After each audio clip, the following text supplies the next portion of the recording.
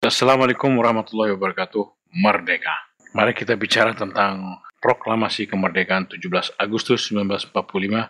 Bagaimana proklamasi ini? Proklamasi yang sangat religius. Proklamasi yang akan membawa bangsa Indonesia kepada kehidupan kebangsaan yang merupakan manifestasi daripada cinta kasih, manifestasi daripada Rahman Rahim. Proklamasi 17 Agustus 1945 ini di pembukaan Undang-Undang Dasar 1945 merupakan berkat rahmat Tuhan Yang Maha Kuasa, didorongkan oleh keinginan luhur.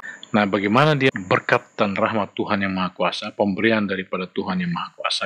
Ya, contohnya saja kolonial itu terusir dengan sendirinya. Misalnya ketika Belanda dibombardir oleh Jerman, dia harus pulang kampung. Karena Jerman itu berteman dengan Jepang, maka Indonesia diambil alih oleh Jepang. Orang Belanda diusir dari Indonesia. Kemudian Jepang pun mendapatkan nasib yang sama dengan Belanda, mendapat bom atom di Hiroshima dan Nagasaki, sehingga dia juga harus pulang kampung. Oleh karena itu, apapun yang terjadi antara Belanda dan Jepang, sekutu dan Jepang, kita di situ dapat menyatakan proklamasi kita pada tanggal 17 Agustus 1945. Ya, kemerdekaan itu yang penting kita bisa mempertahankannya. Merdeka atau mati. Itu satu. Yang kedua, proklamasi ini adalah ujung daripada suatu perjalanan panjang kita yang bertitik mula dari keinginan luhur untuk berkehidupan kebangsaan yang bebas, dan juga merupakan perjuangan yang benar-benar mempertimbangkan nama Tuhan, memperjuangkan kebenaran, menegakkan keadilan. Tuhan menyuruh kita di dalam Al-Quran, kita harus beriman, berhijrah, dan berjihad. Beriman artinya kita harus percaya kepada bahwa Tuhan itu tidak menurunkan kesulitan. Tuhan menurunkan kebaikan, menurunkan kebahagiaan, menurunkan kemakmuran, keadilan kepada hamba-hambanya. Tapi kenapa di dalam penjajahan kita mengalami hal yang sangat memberikan penderitaan yang begitu luar biasa? Akhirnya kita menjadi memperjuangkan kemerdekaan kita sehingga kita menuju kepada Indonesia merdeka, meninggalkan kolonialisme Belanda, berhijrah daripada kolonialisme Belanda, menuju kepada kemerdekaan Indonesia, yaitu dalam bentuk bernegara. Negaranya itu merupakan manifestasi daripada setinggi-tinggi ilmu, semurni-murni tauhid, dan sepintar-pintar siasat. Nah, dikatakan di dalam ayat tersebut bahwa siapa yang beriman, berhijrah, dan berjihad di jalan Allah, dan dia mengharapkan rahmat Allah. Allah Maha Pengampun lagi Maha Penyayang. Ini adalah suatu harapan kepada Tuhan, harapan kepada Allah, supaya kita hidup di dalam kebahagiaan, hidup dalam perdamaian, hidup dalam kedamaian, hidup dalam kesejahteraan. Jadi bahwa proklamasi 17 Agustus ini mempunyai latar belakang yang sangat religius, itu maksudnya gitu ya. Kemudian kehidupan kebangsaan yang bebas itu adalah suatu kehidupan juga yang mendasarkan diri kepada kebenaran, mendasarkan diri kepada keadilan, mendasarkan diri kepada kebaikan, cinta kasih, ya, kemerdekaan. Itulah beberapa latar belakang daripada proklamasi 17 Agustus 1945. Kita berjuang penuh dengan semangat perjuangan yang penuh dengan idealisme. Sebelum kita menyatakan, sebelum proklamasi itu dinyatakan, ada pidato, pidato proklamasi. Kita perlu memahami pidato proklamasi ini supaya kita tahu bagaimana kondisi pada saat itu, bagaimana latar belakang daripada proklamasi itu sendiri. Bunyi pidatonya seperti ini. Saudara-saudara sekalian, saya telah minta saudara-saudara hadir di sini untuk menyaksikan suatu peristiwa maha penting dalam sejarah kita. Berpuluh-puluh tahun, kita bangsa Indonesia telah berjuang untuk kemerdekaan tanah air kita. Bahkan telah beratus-ratus tahun, gelombangnya aksi kita untuk mencapai kemerdekaan kita itu ada naiknya dan turunnya. Tetapi jiwa kita tetap menuju ke arah cita-cita. Juga di dalam zaman Jepang, usaha kita untuk mencapai kemerdekaan nasional tidak berhenti-henti. Di dalam zaman Jepang ini, tampaknya saja kita menyandarkan diri kepada mereka, tapi pada hakikatnya tetap kita menyusun tenaga kita sendiri, tetap kita percaya kepada kekuatan sendiri. Sekarang tibalah saatnya kita benar-benar mengambil nasib bangsa dan nasib tanah air di dalam tangan kita sendiri. Hanya bangsa yang berani mengambil nasib dalam tangan sendiri akan dapat berdiri dengan kuatnya. Maka kami tadi malam telah mengadakan musyawarat dengan pemuka-pemuka rakyat Indonesia dari seluruh Indonesia. Permusyawaratan itu seia sekata berpendapat bahwa sekaranglah datang saatnya untuk menyatakan kemerdekaan kita. Saudara-saudara, dengan ini kami nyatakan kebulatan tekad itu. Dengarkanlah proklamasi kami. Proklamasi. Kami bangsa Indonesia dengan ini menyatakan kemerdekaan Indonesia. Hal-hal yang mengenai pemindahan kekuasaan dan lain-lain diselenggarakan dengan cara seksama dan dalam tempo yang sesingkat-singkatnya. Jakarta, 17 Agustus 1945, atas nama bangsa Indonesia, Soekarno-Hatta. Ya, proklamasi kemerdekaan Indonesia yang dinyatakan oleh Soekarno dan Hatta sebagai wakil bangsa Indonesia.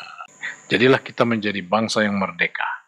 Dan proklamasi kita ini dikasih simbol ya. Simbolnya itu adalah tugu petir. Ya, rumah tempat dinyatakannya proklamasi itu dibongkar, diratakan dengan tanah, pondasinya masih ada, rumahnya sendiri dibongkar ya. Supaya kita tidak lebih kepada rumahnya, kita harus lebih fokus kepada proklamasinya.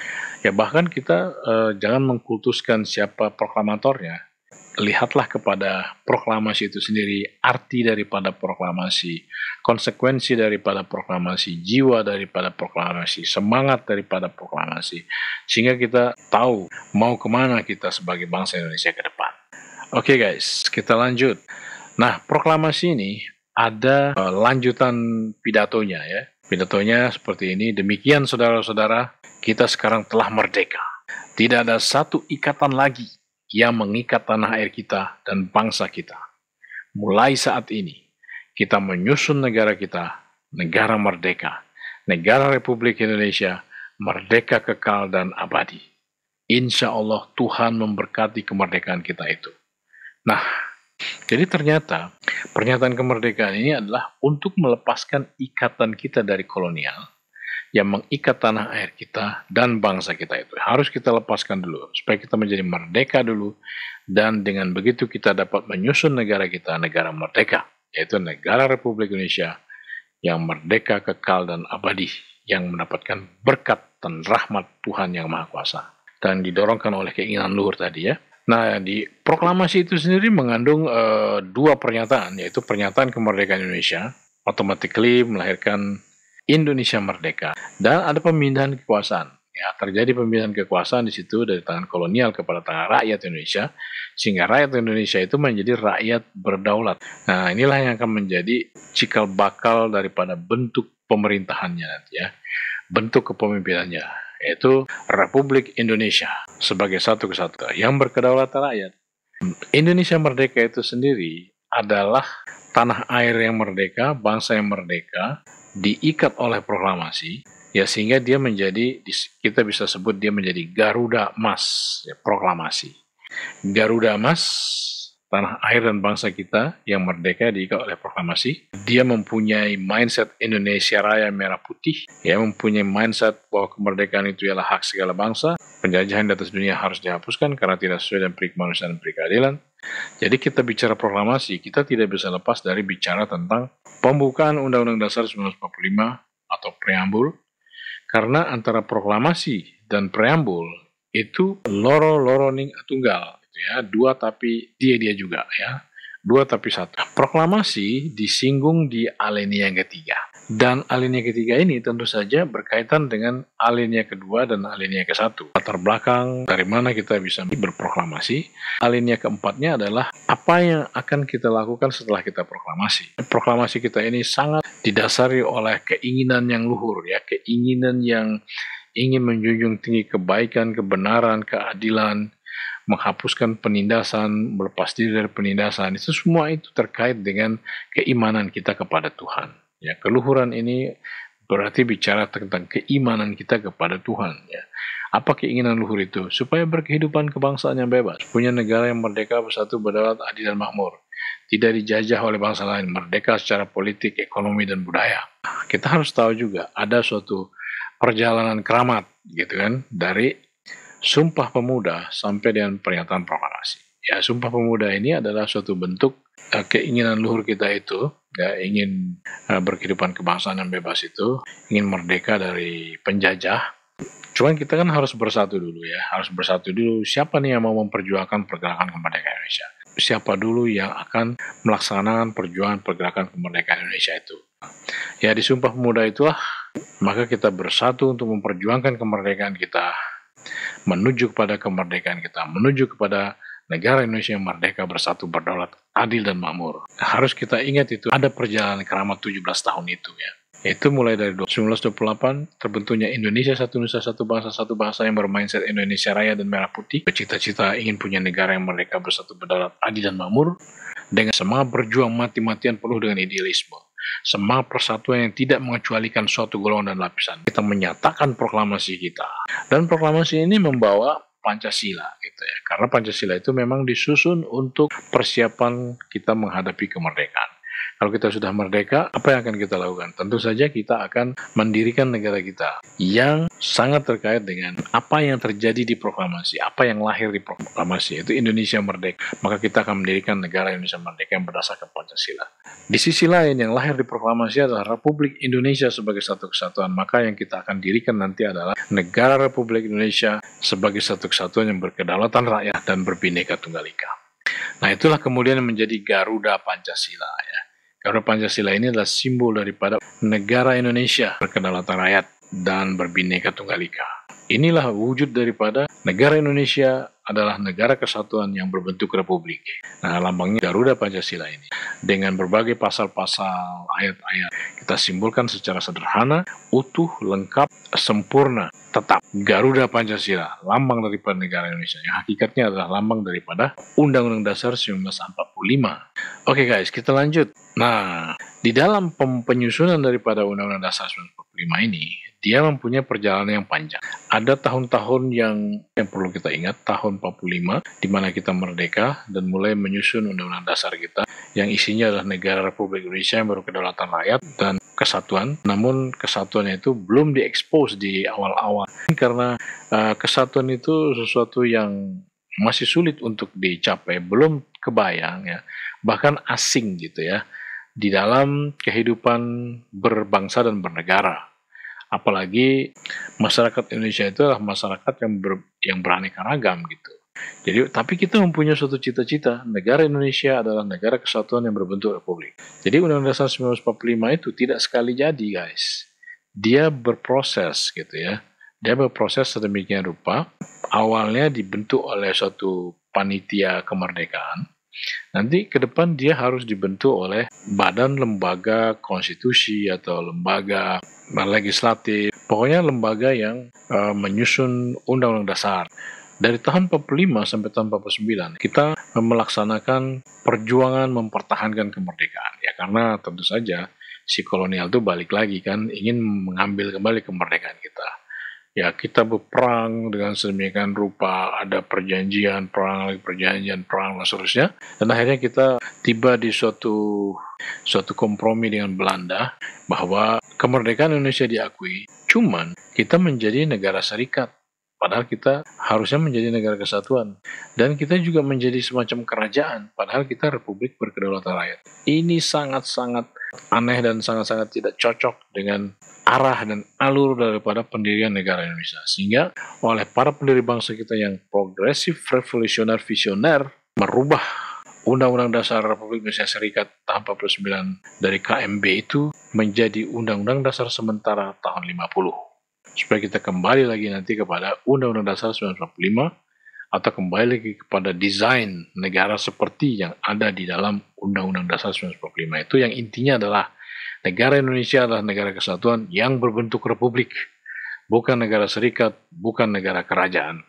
Memang tidak mudah untuk memahami republik berkedaulatan rakyat, kesatuan oleh generasi pada saat itu, karena yang lebih umum pada saat itu adalah negara kerajaan, negara serikat. Dan kita harus mulai dari bahwa negara kita adalah negara kesatuan. Ya, ini masalah nih kalau nggak kesatuan. Kalau nggak kesatuan otomatis nggak jalan itu republik berkedaulatan rakyatnya. Oleh karena itu kita harus memastikan diri bahwa negara kesatuan Republik Indonesia yang berkedaulatan rakyat itu adalah negara kesatuan. Itulah makanya Bung Karno membuat suatu lomba pembuatan lambang negara. Lambang negara ini adalah lambang daripada konstitusi, lambang daripada Undang-Undang Dasar kita, Undang-Undang Dasar 45 itu, digambarkan dalam satu simbol yang utuh, sempurna, yang tetap sebagai lambang negara kita, dengan diberikan semboyan Bhinneka Tunggal Ika. Ini memang proses pengerjaannya itu dilakukan di sayembara itu oleh Sultan Hamid II dari Kalimantan, ya kan?